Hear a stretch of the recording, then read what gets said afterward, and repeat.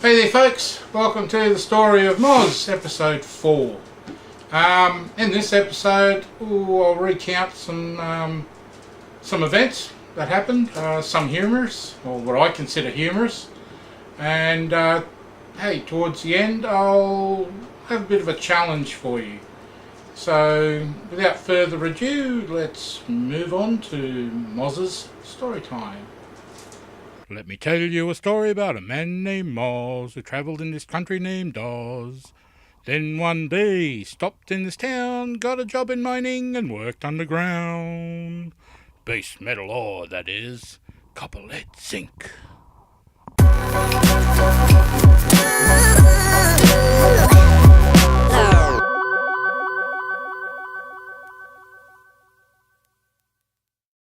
Hey there. Well, let's get on with the first story. The first story I found very humorous, and so did most people on site. Look, I'll keep it clean as best I can, and I hope you enjoy it. This story involved two maintenance fitters working underground. For the sake of without naming them, let's call one Sven and the other one Fred. Sven was actually Finn who'd come over. The company had brought him over brought over actually a number of Finns to work underground in this operation.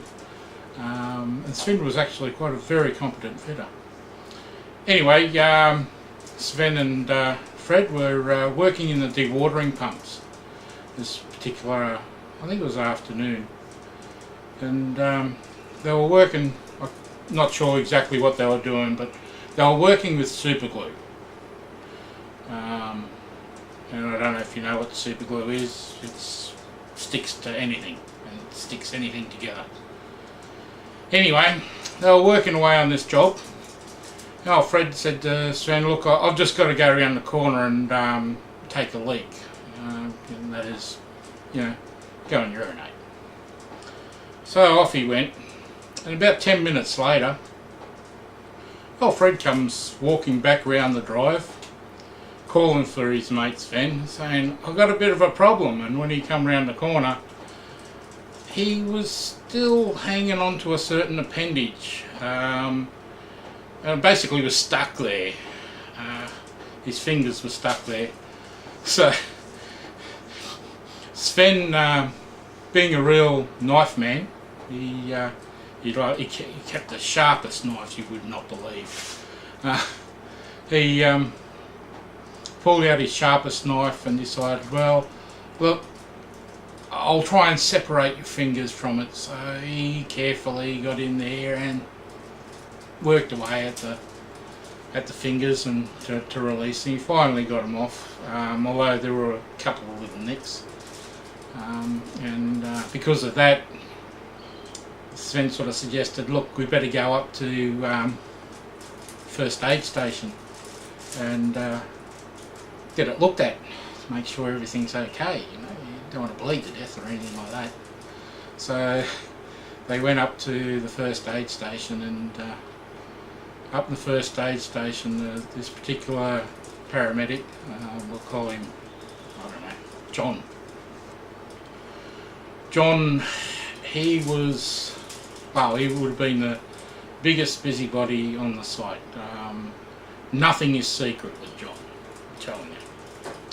So anyway, they fronted up, and John did his thing as a paramedic, make sure everything was okay and bandaged up, and all was good. But I tell you what, by the end of that shift, everybody on site knew what went on.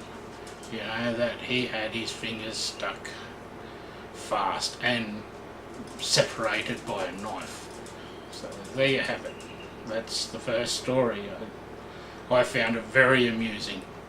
Next up, look, before I tell you this story, you need to know about what a backfill plant is. A backfill plant on a mine site generally mixes up cement, rock, tailings, old tailings from the processing plant, mixes it into a concrete paste so it can be sent underground to help fill voids and stabilise ground after the ore's been removed. And generally this plant's on the surface. There's a line, the delivery line, which flows across to the downhole. That downhole generally drops straight down to the void, so they fill that void with a concrete mix. When they shut down the plant or anything like that, or change holes or shut down for the shift, they need to clear that line out so that the concrete and that doesn't set within the line. So what they use is a foam plug, round foam plug, which is called the pig. So the term is they pig the line. Basically insert this pig into the line while the line's still wet, hit it up the rear end with compressed air, and that pig just shoots down the line, cleaning the line out, and pops out the end. You need to know that one a bit for this story. There was a typical meeting. Everyone was in the car park of this particular union, basically around the edges of the car park, which left a big open area right in the middle. The president and his cronies were over one side telling everyone what was going on, etc. While this was going on, about halfway through the meeting, I heard this almighty bang, and I turned around and had a look just to see this pig had just come out of that line. It cleared the security fence, just missed the bus that was going to take us home, and landed smack in the middle of the car park. And that, I actually broke out in laughter then, and I couldn't help myself, and man, did I cop some dirty looks from people, but I thought it was just the funniest thing I'd ever seen. This thing shot out and landing right in the middle of the meeting, the gate meeting. It was awesome. So, yeah, some funny things do happen on the place. You remember where you were in 1983 during the America's Cup? Well, I certainly do. At that time, the New York City Yacht Club had successfully defended the America's Cup for some, I think, 132 years. On that day, which was the 26th of September 1983 in America, Australia 2, skippered by John Bertram, relieved the New York Yacht Club of the America's Cup. The first successful foreign win of that prestigious yacht race.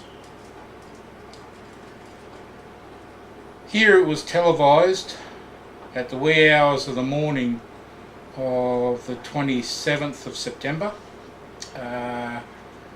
And I particularly remember where I was. I was on night shift. I'd just finished work. Had a shower, changed, all that sort of stuff, and I was on the bus about 7:15 that morning, waiting for the bus to leave, and it came across on the news, on the radio. So I clearly remember where I was the day Australia took the America's Cup. So there you have it. That's about it for a few stories. Look, I could go on and with a number of them, but I'll leave it at that.